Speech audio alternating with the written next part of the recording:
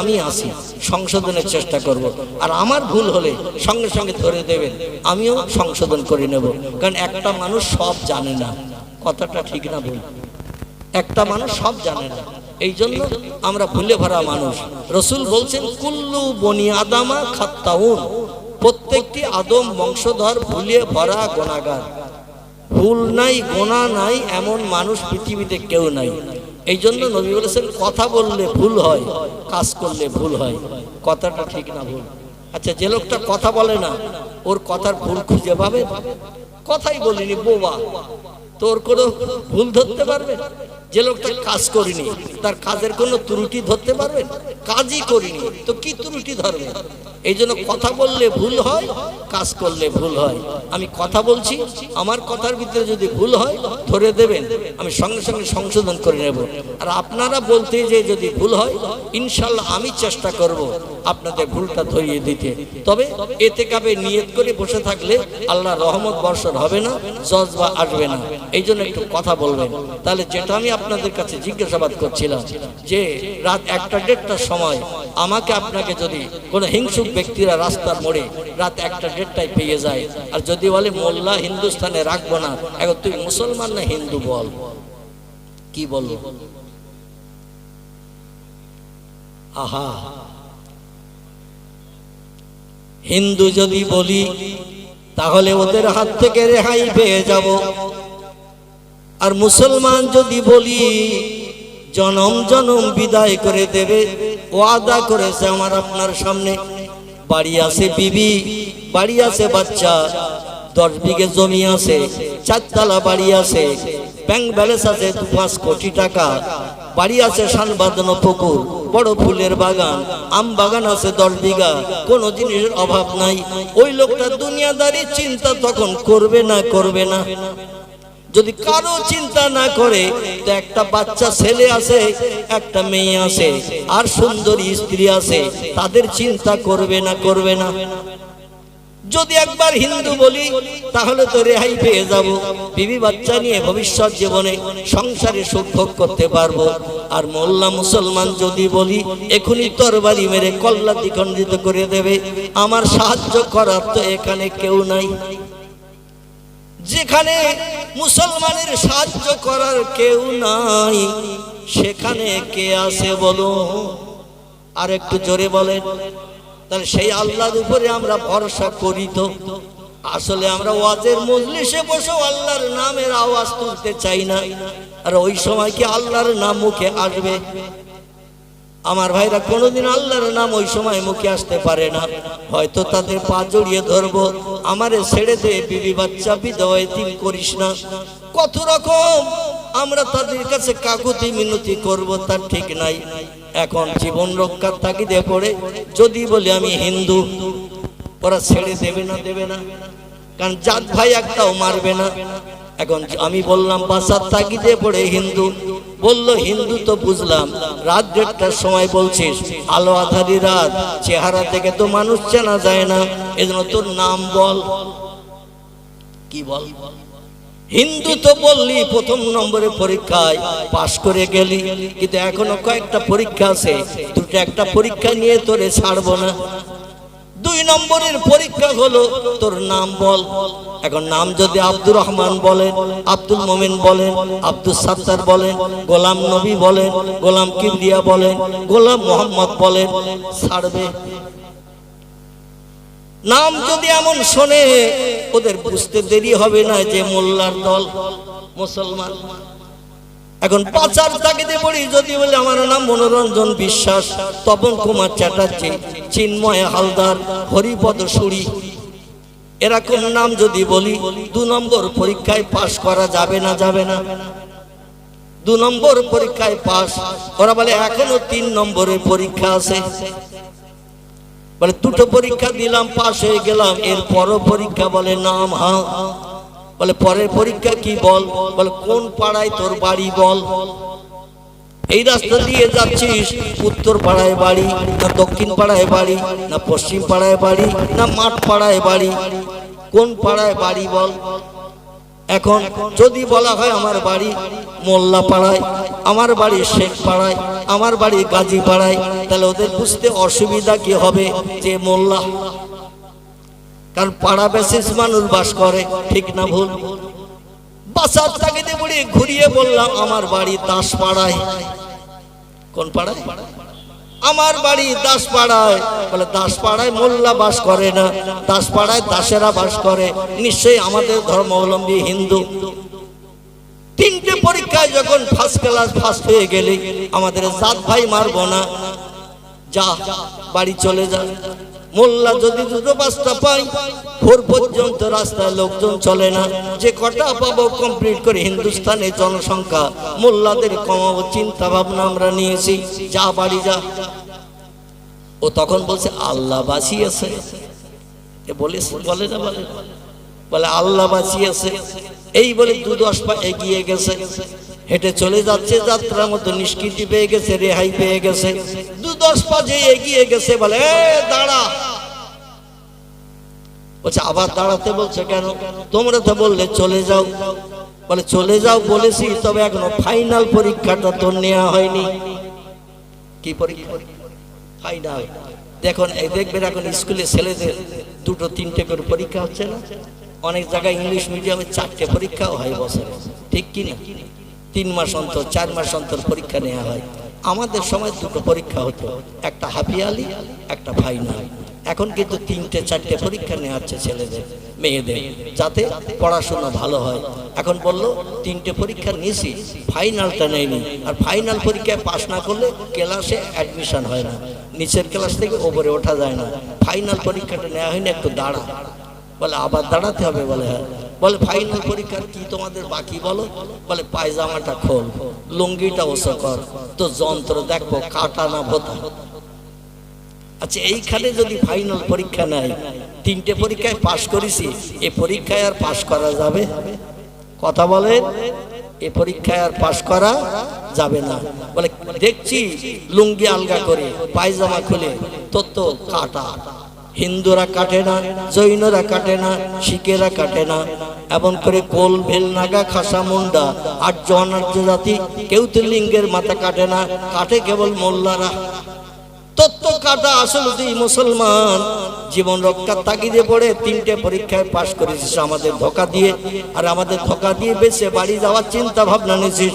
দেওর কল্লা কমপ্লিট করে মদের নেশায় তো পাগল হয়ে আছে, আর মরেও গেলাম, আর আমরা ঈমান বরবাদ করে জনম জনম জাহান্নামী হয়ে গেলাম। জোরে বলুন একটু নাউজুবিল্লাহ। রেহাই হলো না, পরীক্ষায় পাশ করেও জেতা গেল না। আমার ভাইরা প্রাণ নাশ করে দিয়ে দিল। ওই পরীক্ষায় ওরা যখন উত্তীর্ণ হয়ে গেল, পৃথিবীতে ইমানের পরীক্ষা দিতে পারেনি, সত্য কথা বলতে পারেনি, চিন্তা ভাবনা নিয়ে মগজ ধলাই করে তথ্য দিয়ে উপকৃত হতে চেয়েছিলাম, কিন্তু তথ্যে কোনো কাজ হয়নি। আল্লাহ বলছেন তাওয়াক্কালতু আলাল্লাহ। ও বান্দা বান্দিরা, বিপদে যদি পড়ো, মুসিবতে যদি পড়ো, সমস্যায় যদি পড়ো, কোনো সমাধান করার জন্য কোনো মেম্বারের কাছে যেতে হবে না, প্রধানের কাছে যেতে হবে না, এমএলএর কাছে দরখাস্ত দিতে হবে না, বন্ধুর কাছে যে যুক্তি বুদ্ধি নিতে হবে না, মাস্টারের কাছে ডাক্তারের কাছে যেতে হবে না। সব সাহায্যের মালিক হলাম আমি আল্লাহ। জোরে বলুন একটু সুবহান। এখানে সেই আল্লাহর পরিচয়, আল্লাহ সম্পর্কে একটু আলোচনা হয় মানুষের ঈমান পাকা করার জন্য। কি পাকা? ঈমান পাকা। জীবন দেব, পরকালের কোটি কোটি বছরের লম্বা জিন্দেগি, জাহান্নামের আগুনে পড়ব না। কথাটা ঠিক না? দুনিয়ার জিন্দেগি হলো বাজার করার জিন্দেগি। আল্লাহ রাসূল বলছেন পৃথিবী হলো বাজার করার জায়গা। বাড়িতে অতিথি এসেছে, অতিথি আসলে তাকে আপ্যায়ন করার জন্য বাজারে বাজার করতে যেতে হয়, তরি তরকারি শাকসবজি মাছ গোশ অতিথিকে আপ্যায়ন করার জন্য কিনতে যেতে হয়। বাজার করতে ক ঘন্টা লাগে? 2 ঘন্টা 3 ঘন্টা, তার বেশি আর লাগে? তরি তরকারি মাছ গোশ কিনবো, বাড়ি আসবো, মেয়েদের কাছে আবার দিতে হবে, কোটা বাসা করে রান্না বান্না করবে, তারপর অতিথিদের পরিবেশন করতে হবে, খেয়ে দিয়ে তারা আবার বাড়ি যাবে। আল্লাহ নবী বললেন পৃথিবী হলো বাজার করার জায়গা। তুচ্ছ দুদিনের জায়গা পৃথিবী, পরকাল হলো কোটি কোটি বছরের জায়গা। ওহম ফিহা খালিদুন, পরকাল হলো কোটি কোটি বছরের জায়গা, যে জায়গার কোনো হিসাব নিকাশ নাই। লা ইয়ামুতু ওয়ালা ইউখরাজ ফিহা, মরণ কোনোদিন জাহান্নামীদের হবেও না, আবার জান্নাতি যারা হবে কোটি কোটি বছর সুখ ভোগ করার পর সেখানেও জান্নাতীদের কোনো বাইরে বার করা হবে না, যে এখানে আর থাকা হবে না, অনেক দিন আসো অন্য জায়গায় চলো, এমনটা বলা হবে না। এবং জীবনে কোনোদিন জান্নাতীদের মরণও হবে না। সেটা হলো চিরস্থায়ী জায়গা, সেইখানে আমাদের ভবিষ্যতে যেতে হবে না। হবে না। একটা লোক একটু হাত তুলে বলুন, হুজুর আজরাইল আমার খুঁজে পাবে না। একটা লোকের হাত তুলে বলুন, আমি আর রস করাবো না, কারণ আজরাইল যখন খুঁজে পাবে না, তার আর রস শোনার কি দরকার? কি ঠিক কি না? আজরাইল যখন খুঁজে না পাবে, ও তো মরণ হবে না, আর মরণের পরে কবরে যাওয়ার দরকার হবে না, হাসরে উঠতে হবে না, হিসাব নিকাশের জায়গায় দাঁড়াতে হবে না, তাহলে তার আর ওয়াজ শুনতে আসার কি দরকার? একটু শীতের প্রকোপ, ঠান্ডা শুরু হয়েছে, বাড়ি দিয়ে অন্তত কোরিয়ান কম্বল মুড়ি দিয়ে ঘুমানোর দরকার, ঠিক কি না? কিন্তু আমরা সকলে মরণশীল কিনা?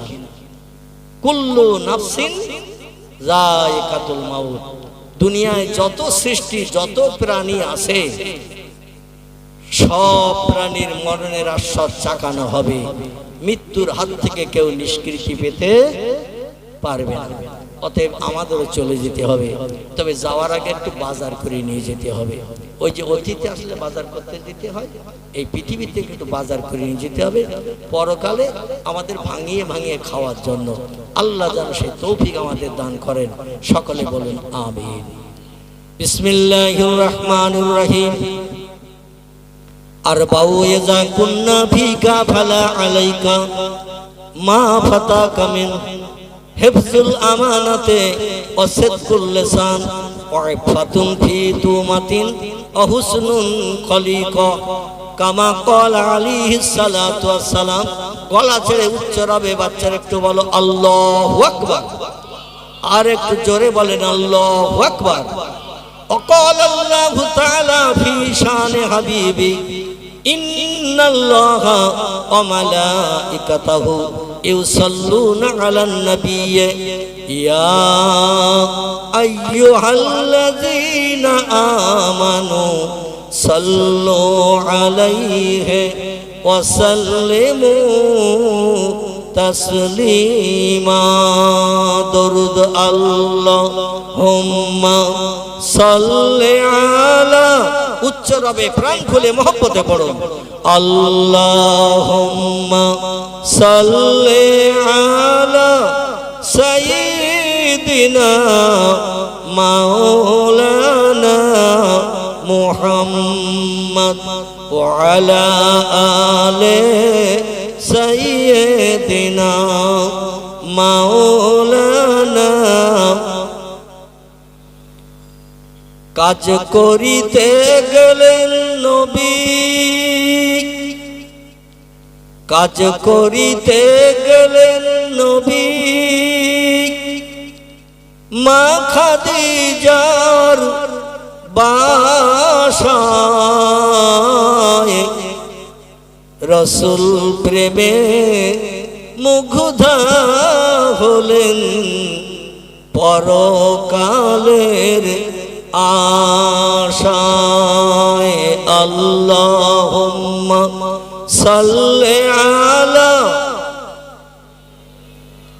মাওলানা মুহাম্মদ ওয়া আলা আলি সাইয়্যিদিনা। ইউসুফকে দেখে জুলাইখা পাগল, ইউসুফকে দেখে জুলাইখা পাগল, রাসূলকে দেখে খাদিজা, সেই আশিকে মুসলিম পাগল, দরুদ পড়ো মুস্তাফা। আল্লাহুম্মা সাল্লি আলা মাওলানা মুহাম্মদ ওয়া আলা আলে মাওলানা। রসুলের মহব্বত, প্রেম, ভালোবাসা রক্ষার্থে আমাদের অধিকাংশ ব্যক্তিরা অনীহা দেখা দিয়েছে। এতগুলো মানুষ যার শাফাত ছাড়া কোনো ব্যক্তি জান্নাতে ঢুকতে পারবে না, যার সুপারিশ ছাড়া কোনো ব্যক্তি জান্নাতের দরজা খুলতেও পারবে না, সেই লোকটির মহব্বত, প্রেম, ভালোবাসা তৈরির একমাত্র প্রধান উপায় হলো দরুদ শরীফ। কি নাম বললাম? দরুদ শরীফ। তিরমিজি শরীফের হাদিস। পয়গম্বর বলছেন, কোন ব্যক্তি রাতের খাদ্য খেয়ে বিছান সজ্জায় যখন শয়ন করতে যাবে, অজু করে পবিত্রতা অবলম্বন করে ডান কাঁধে কাঁধ হয়ে ওই লোকটি শুয়ে পড়ে আমার মহব্বতে দরুদ শরীফ পড়তে পড়তে যদি ঘুমিয়ে যায়, 40 দিনের ভিতরে আমি মুহাম্মদ রাসূলুল্লাহ আমার সঙ্গে তার দিদার নসিব হয়ে যায়। আর একটু জোরে বলা যাবে না? কদিন বললাম? 40 দিন। হাদিসের কথা সত্য না মিথ্যা? তাহলে কোরআনের কথা সব মিথ্যা নাকি? কোরআনের কথা সত্য। পৃথিবীতে চিরন্তন সত্য হলো দুটি কিতাব। কটি বললাম? দুটি কিতাব চিরন্তন সত্য, অতীত, বর্তমান, ভবিষ্যৎ। কিয়ামত পর্যন্ত এই দুটি কিতাবের কোনো কথা কোনো ব্যক্তি ভুল মিথ্যা প্রমাণ করতে পারবে না। কারণ পৃথিবীর মানুষের জ্ঞান হলো সীমিত জ্ঞান। আল্লাহ বলছেন, বিসমিল্লাহির রহমানির রহিম, ওমা উতিতুম মিনাল ইলমি ইল্লা কালিলা। জোরে বলুন একটু আল্লাহু আকবার। ও মানুষ, তোমাদের ব্রেন মগজে যে জ্ঞান, যে জ্ঞানের মাধ্যম দিয়ে ক্যালকুলেটর বানিয়েছো, কম্পিউটার বানিয়েছো, রিমোট কন্ট্রোল বানিয়েছো, স্যাটেলাইট বানিয়েছো, ইন্টারনেট বানিয়েছো, উপগ্রহ বানিয়েছো, চন্দ্রযান বানিয়েছো, পাতাল রেল বানিয়েছো, এমন করে রেডিও বানিয়েছো, টেলিভিশন বানিয়েছো, ভিডিও বানিয়েছো, ভিসিআর বানিয়েছো, কোল্ড স্টোর হিমঘর বানিয়েছো, ফ্রিজ বানিয়েছো, সব মানুষের ব্রেন মগজের দ্বারা কিনা? আল্লাহ বলেন, পৃথিবীর মানুষের কল্যাণের জন্য তোমরা যত উন্নত প্রযুক্তির যন্ত্রপাতি মেশিন বানিয়েছো, ও মানুষ সব ব্রেন মগজ ধোলাই করে বানিয়েছো। তোমাদের ব্রেনের জ্ঞান, তোমাদের মগজের জ্ঞান কতটা তোমরা কি জানো? আমার কোরআনে তোমাদের মগজের সঠিক জ্ঞানের তত্ত্ব তুলে দিলাম। কিয়ামত পর্যন্ত কোনো ব্যক্তি আমার কোরআনের একটা তত্ত্ব মিথ্যা ভুল প্রমাণ করতে পারবে না। আল্লাহ বলছেন, ওমা উতিতুম মিনাল ইলমি, ও মানুষ, তোমাদের মগজে যে জ্ঞান আমি আল্লাহ দিয়েছি, সে জ্ঞান হলো ইল্লা কালিলা, সামান্যতম একটুখানি জ্ঞান। তম শব্দের বাংলা অর্থ হলো সামান্য থেকেও কম। ডিকশনারি আলগা করে দেখবেন, অভিধান বুক আলগা করে দেখবেন, তম শব্দের বাংলা ব্যাখ্যা করা হয়েছে একটুখানি থেকেও কম। আল্লাহ বলছেন, তোমাদের মগজের জ্ঞান আমি আল্লাহ দিয়েছি একটুখানি থেকেও কম। যে জ্ঞানকে রিসার্চ করে, গবেষণা করে এত কিছু যন্ত্রপাতি মেশিনারি বানিয়ে বিশ্ববাসীর কল্যাণ সাধন করেছ। আর আমি আল্লাহ, আমার জ্ঞান সম্পর্কে তোমরা কি জানো? আমি আল্লাহ হলাম অসীম জ্ঞান রাশির মালিক। আমার যে জ্ঞানের কোনো সীমা সংখ্যা নাই, আমার জ্ঞানের কোনো সীমানা নাই। আমি হলাম সব সৃষ্টির থেকে সেরা জ্ঞানী। আমার জ্ঞানের কোনো পরিসীমা নাই। আমার জ্ঞান হলো উচ্চ থেকে উচ্চতর, যার কোনো শেষ নাই। সেই আল্লাহ পাক বলছেন, মানুষ তোমরা তোমাদের জ্ঞানের মাধ্যম দিয়ে আমার কোরআনের ভুল ধরতেছো না। পয়গম্বর মুহাম্মদ রাসূলুল্লাহকে আমি আল্লাহ পাক পৃথিবীতে মূর্খ করে পাঠাই নাই। রসুল বলছেন, ইন্নামা বুইস্তু মুআল্লিমান, আল্লাহ পাক আমাকে তাম বিশ্ববাসীর শিক্ষক করে, টিচার করে, প্রফেসর করে, অধ্যক্ষ করে আমারে পাঠিয়ে দিয়েছেন। আমার মতো জ্ঞান অতীতে কারো ছিল না, বর্তমানে নাই, ভবিষ্যতেও হবে না। আমি হলাম পৃথিবীর সেরা জ্ঞানী। জোরে বলুন একটু সুবহানাল্লাহ। মক্কাবাসীরা দেখে বলল, মুহাম্মদ জীবনে স্কুলে তুমি যাওনি, কলেজের চৌকাঠ পার হওনি, খাতা কলম দিলে লিখতে পারতে না, বই দিলে পড়তে পারতে না, কোনো সাহিত্য রচনা করনি, কোনো কবিতা লেখনি, আর তুমি বলছো তৌরিত পড়া লোক, জব্বুর পড়া লোক, ইনজিল পড়া লোক, কবিতা লেখা লোক, সাহিত্য লেখা লোক, তার থেকে তুমি জ্ঞানী। ও মোহাম্মদ মুখে বললে হবে না, বাস্তব প্রমাণ দিতে হবে। আচ্ছা, কথাটা ওরা ঠিক বলেছে না ভুল বলেছে? ও মোহাম্মদ, তুমি স্কুলে ভর্তি হওনি, অ্যাটেন্ডেন্সের খাতায় তোমার নাম লেখা নাই। স্কুলে ছেলে মেয়ে ভর্তি হলে অ্যাটেন্ডেন্সের খাতায় নাম লেখা থাকে কিনা? আর প্রতিদিন স্কুলে গেলে মাস্টারেরা ক্লাস করার আগে প্রেজেন্ট করে না? করে না? কি সব বোবা হয়ে গিয়েছে নাকি? করে। একটু করে বললে তো আমার আরো তথ্য দিতে সুবিধা হবে। আর যদি বলেন হুজুর ঘুম লেগেছে, ঘুমিয়ে পড়েছি, তাহলে আমার সময় পর্যন্ত একা একাই বক্তব্য রাখতে হবে, বকতে হবে। আরে একা একা বকলে কি ভালো লাগে? মাঠে যখন ফুটবল খেলা হয়, এক দল খেলে না দুই দল খেলে? দুই দল যদি মাঠে না নামে তো খেলা দেখে দর্শকদের তৃপ্তি হবে? কারণ এক দল খেলা করে মানে ওরা ট্রেনিং নিচ্ছে, ও খেলা কি খেলা? এই জন্য দু দলের খেলা লাগে। তো আমি বক্তা বক্তব্য রাখছি, আপনারা একটু মাঝে মাঝে সাই দেবেন, তাহলে আমার কিছু দিতে সুবিধা হবে, আপনাদের নিতে সুবিধা হবে। রসুল জীবনে কোনো স্কুলে ভর্তি হয়নি, অ্যাটেন্ডেন্সের খাতায় নাম লেখা হয়নি।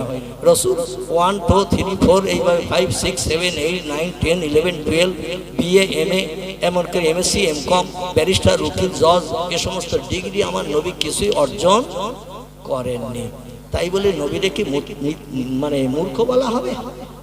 আল্লাহ রাসূল বলছেন ইন্নামা বুইস্তু মুআল্লিমান, আল্লাহ পাক আমাকে তাম বিশ্ববাসীর শিক্ষক করে, মুআল্লিম করে, টিচার করে, প্রফেসর করে, অধ্যাপক অধ্যক্ষ করে আমারে পাঠিয়েছে।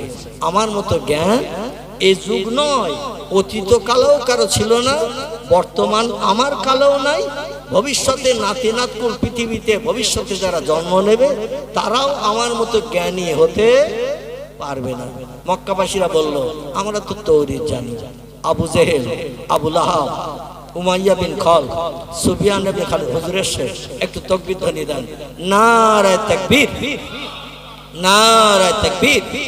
সিলসিলায়ে হক ফুরফুরা শরীফ, সিলসিলায়ে হক ফুরফুরা শরীফ, মুজাদ্দিদে জামানের আওলাদ, মুজাদ্দিদে জামানের আওলাদ জনাব পীরজাদা হুজুর কিবলা, জনাব পীরজাদা হুজুর কিবলা। নারায়ে তাকবীর। আজকের জলসার প্রধান অতিথি শ্রদ্ধা ভাজন হুজুর কিবলা এসেছেন, তাই তার আগমনে আমরা শুভ বার্তা জ্ঞাপন করলাম, তার সম্পর্কে একটু প্রশংসা জ্ঞাপন করলাম। এতে আপত্তি আছে কার? একটু ঘুমও ভেঙে গেছে, প্রধান অতিথি এসে গেছে, তার খবরটাও পাওয়া গেছে নাকি? আলহামদুলিল্লাহ, সময় মতো তিনি এসে যাবেন। কটা বেজেছে এখন? ঘড়ি মোবাইল আছে কারো কাছে? কটা বেজেছে? হ্যাঁ, 9টা 10টা 15। তাহলে মোটামুটি আধা ঘন্টার একটু বেশি, মানে 45 মিনিট হয়েছে নাকি? 37 মিনিট হয়েছে। তাহলে এখন কিছু সময় বাকি আছে। আমি কিছু তথ্য আপনাদের কাছে পরিবেশন করব। এজন্য মহান আল্লাহ পাকের পাক কালাম কোরআন শরীফ, যার ভিতরে আছে 114টি সূরা, চ্যাপ্টার এবং অধ্যায়, এবং 6666টি সেন্টেন্স, বাক্য, আয়াত, 3,44,740টি হরফ, বর্ণমালা, অক্ষর দিয়ে কোরআনকে কুল অফ কমপ্লিট করে 1450 বছর আগে আল্লাহ পৃথিবীতে জিবরিল আমিন মারফত পয়গম্বর মুহাম্মদ রাসূলুল্লাহর কাছে পাঠিয়েছিলেন। জোরে বলুন সুবহানাল্লাহ। এই 114টি চ্যাপ্টার সূরা, যা 30 পারায় মানে বর্ণনা করা হয়েছে, 30 পারা। আর 114টি চ্যাপ্টার সূরা অধ্যায় দেওয়া হয়েছে, 6666টি সেন্টেন্স, বাক্য, আয়াত দেওয়া হয়েছে, 3,44,740টি। কোন কোন বর্ণনাকারীদের মতে কিছু কম কিছু বেশি, যারা একটা অক্ষর দুবার ধরেছেন কিংবা একসঙ্গে জড়ানো আছে একটাই ধরেছে, এই জন্য কিছু তারতম্য দেখা দিয়ে গেছে এই অক্ষরের সম্পর্কে, কিন্তু আয়াত বা সূরার সম্পর্কে কোনো তথ্য দ্বিমত দেখা দেয়নি। এই কোরআনে পাকের সূরা বাকারা বলে একটি সূরা কোরআনের শুরুতেই আল্লাহ বর্ণনা করেছেন। সূরাটির নাম হলো সূরাতুল বাকারা। আরবিতে বাকারাতুল শব্দের বাংলা অর্থ হলো গাভী বা গাই গরু। কি নাম বললাম? গাভী বা গাই গরু। আমরা মুসলমানেরা সব থেকে কিসের গোশত বেশি পছন্দ করি? একটু কথা বলে। গরুর গোশতের মতো প্রোটিন ভিটামিন পৃথিবীতে আর কোনো গোশতে নাই। এটা আমেরিকার বিজ্ঞানীরা মেশিনে ফেলেও তথ্য দিয়েছে। জোরে বলুন সুবহানাল্লাহ। গরুর গোশতে ভিটামিন প্রোটিন সব থেকে বেশি। আবার এই গরুর গোশতটা একটু ঠান্ডা বেশি। এই জন্য পুরো টুলো যখন ডাক্তারের কাছে যায়, ডাক্তার একটু গরুর গোশত থেকে দূরে সরে থাকতে বলে। কারণ গরুর গোশত খেলে ঠান্ডা লাগবে, সর্দি লাগবে, নাক জাম হয়ে যায়, সাথে তুমি পটল তলবা। কারণ গরুর গোশত একটু ঠান্ডা, তবে টেস্টফুল সব গোশতের থেকে বেশি। আল্লাহ প্রথম সূরাটির নামকরণ করছেন এই গাভী দিয়ে। জোরে বলুন সুবহানাল্লাহ। এই প্রথম সূরা বাকারা থেকে একটা সেন্টেন্স বাক্য আয়াত আমি বক্তৃতার প্রারম্ভে আপনাদের কাছে রেখেছি। আর পয়গম্বর মুহাম্মদ রাসূলুল্লাহ সাল্লাল্লাহু আলাইহি ওয়াসাল্লামের পবিত্র জবানি মোবারক, আরবি ভাষায় যাকে হাদিস শরীফ বলা হয়। কি বলা হয়? হাদিস শরীফ। ইংরেজিতে তাকে বলা হয় দ্য সেইন্স অফ মুহাম্মদ সাল্লাল্লাহু আলাইহি ওয়াসাল্লাম। বাংলায় তারে বলা হয় নবীজির বাণী, নবীজির কথামালা। বিশ্ব নবী মসজিদে নববীতে বসে যত তথ্য দিয়েছেন, রাস্তাঘাটে পথে চলতে যে যত তথ্য দিয়েছেন, সাহাবীরা শুনেছে আর মেমোরিতে জমা করেছে। তখন লেখাজোখার কোনো ব্যবস্থা ছিল না। পরবর্তীতে মানুষ লেখার জন্য চিন্তা ভাবনা নিল। মগজে তো সব কথা জমা থাকে না, আর সকলের মগজ সমান না, সকলে একবার শুনে মুখস্থ করতে পারে না। এই জন্য তারা কাগজে লিখে রাখার চিন্তা নিল। তখন কাগজ আবিষ্কার হয়নি, গাছের পাতায়, পাথরের গায়ে এইভাবে তারা লিখে রাখত।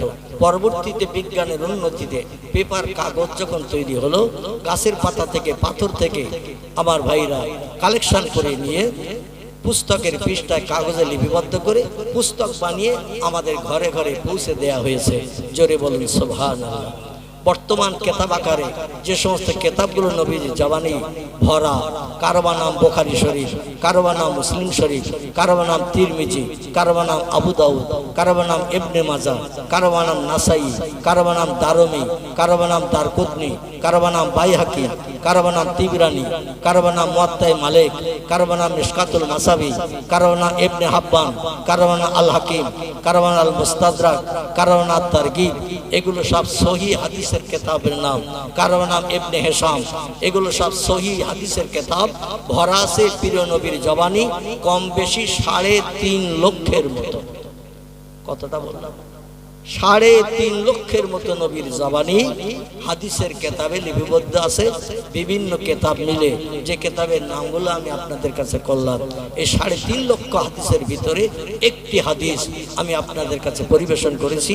সংক্ষেপ কোরআন পাকের আয়াতের তরজামা এবং সীমিত ব্যাখ্যা, পয়গম্বর মুহাম্মদ রাসূলুল্লাহ জবানি হাদিসের তরজামা এবং সীমিত ব্যাখ্যা রাখতে রাখতেই যত সম্ভব বিশ্বাস এসে হাজির হয়ে যাবে ইনশাআল্লাহ। কারণ ব্যাখ্যা করে মানুষকে বোঝাতে গেলে একটু সময় লাগে না? লাগে না? সময় লাগে। এই জন্য আমি খুব সংক্ষেপ করে বলার চেষ্টা করব। আমার ভাইরা, সময় হাতে খুব বেশি নাই, আর খুব বেশি লম্বা আলোচনাও আমি এখন করছি না। কারণ আপনারা আমার পূর্ববর্তী বক্তা স্নেহ ভাজন আলহাজ মাওলানা মতিউর রহমান সাহেব আমার সম্পর্কে কিছু তথ্য আপনাদের কাছে দিয়েছে। আর ফেসবুক যারা ঘাটেন, বড় মোবাইল ব্যবহার করেন, আমার সম্পর্কে ফেসবুকেও আপনারা দেখে থাকবেন। আমি 2.5 বছরের মতো ঘর সজ্জায় ছিলাম। কঠিন রোগ আল্লাহ দিয়েছিলেন, তার নাম হলো কিডনি ড্যামেজ। কি নাম বললাম? Kidney damage. আমার 2টো কিডনি ড্যামেজ হয়ে গেছিল। 24 ঘন্টায় আমার 2 থেকে 3 ফোঁটা পেশাব হতো। 24 ঘন্টায় 2 থেকে 3 ফোঁটা পেশাব হতো। তাই খুব পেশাব দিয়ে পেশাব করলে 2-3 ফোঁটা হতো। যত পানি খেতাম 24 ঘন্টায় সব দেহের ভিতরে জমে যেয়ে দেখবেন কিছু মারা গেলে 2-4 দিন হয়ে গেলে ফুলে মোটা হয় না? আমার হাত ফুলে যেত, মুখ ফুলে যেত, পা ফুলে যেত, কলা বাঙের মতো ফুলে মোটা হতো। তাই একদিন বা একদিন বসিরহাট থেকে কলকাতায় আমাকে যেতে হয়েছে 2.5 বছর। কতদিন বললাম? একদিন বা একদিন 2.5 বছর আমার কলকাতায় যেতে হয়েছে ডায়ালিসিস করতে। ডায়ালিসিস।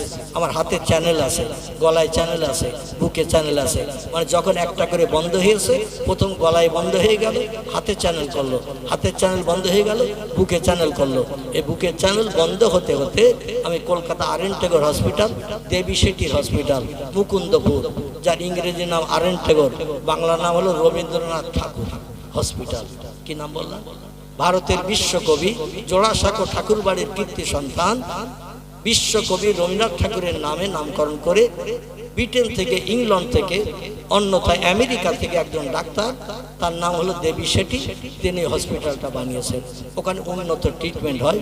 সেখানে আমি গত 18 জানুয়ারি 2024, গত 18 জানুয়ারি অপারেশন হয়েছিলাম। 2.5 বছর ডায়ালিসিস করার পর 4 ঘন্টা বেডে শুয়ে থাকতে হতো, আর মোটা মোটা সুচ ফুটিয়ে দিয়ে ব্লাডগুলো টেনে নিয়ে, পানির সঙ্গে ব্লাডগুলো টেনে নিয়ে পানিগুলো আলাদা করে ব্লাডগুলো আবার দেহে ঢুকিয়ে দিত। ফুলোটা কমে যেত, রক্ত আবার স্বাভাবিক হয়ে যেত, দেহের ফুলোটা কমে যেয়ে চুপসে যেত। আবার 1 দিন 2 দিন যেই পানি খেতাম আবার সেই তাই হয়ে যেত। এইভাবে 2.5 বছর ডায়ালিসিস করে পানি বার করতে হয়েছে। অপারেশন যেদিন করলাম তার পরের দিন থেকে আর ডায়ালিসিস করতে হয়নি। এবং 10 দিনের মাথায় ডাক্তারের আমার গলার চ্যানেল, হাতের চ্যানেল, বুকের চ্যানেল সব খুলে দিয়ে ওরা বাড়ি ছেড়ে দিল 10 দিন পরে। তবে বাড়ি আসি নাই, 2 মাস কলকাতায় ঘর ভাড়া করেছিলাম। ডাক্তার বলল 6 মাস ঘরের ভিতরে থাকতে হবে, বাইরে বার হওয়া যাবে না। এক টয়লেটে তুমি ছাড়া কেউ পেশাব পায়খানা করতে যেতে পারবে না, এক প্লেটে খেতে হবে, প্লেট পাল্টাপাল্টি হবে না, ঘরের ভিতরে কেউ ঢুকবে না, একাই থাকবে তুমি। যাই হোক, কঠিন সিদ্ধান্ত নিয়ে আল্লাহর উপরে তাওয়াক্কুল করে 3 বছরের উপরে এই অসুস্থ থেকে, আমার ভাই বলছিলেন 2 বছর, আসলে 2 বছর নয়, 2.5 বছর তো ডায়ালিসিস করেছি। তার আগে 6 মাস মানে গাছড়া ওষুধ থেকে শুরু করে, জেনের আছে যাদের আছে তাদের থেকে শুরু করে, হোমিওপ্যাথিক থেকে শুরু করে, আমার ভাইরা কবিরাজি থেকে শুরু করে হাজারো ধরনের ট্রিটমেন্ট করেও কোনো কাজ হয়নি। তারপরে আল্লাহর অফরন্ত রহমত, অ্যালোপ্যাথিক ট্রিটমেন্ট করে আল্লাহ সুস্থ করেছে। তাই আপনাদের চোখের সামনে এসেছি 3 বছর পর। ক বছর বলে? 3 বছর ঘরের ভিতরে ছিলাম। যাই হোক, আমার কথা আর বলবো না। আল্লাহ একটু চারিচোখের মিলন ঘটানোর সুযোগ করে দিয়েছে। তা একটু সুযোগে আমি আপনাদের সঙ্গে একটু কথা বলার সুযোগ পেয়েছি। যদি মরণ হয়ে যেত আর আমাকেও কেউ দেখতে পেতেন না, আমিও কারো চেহারা দেখার 2টো কথা বলার সুযোগও পেতাম না। সবই আল্লাহর ইচ্ছা কিনা।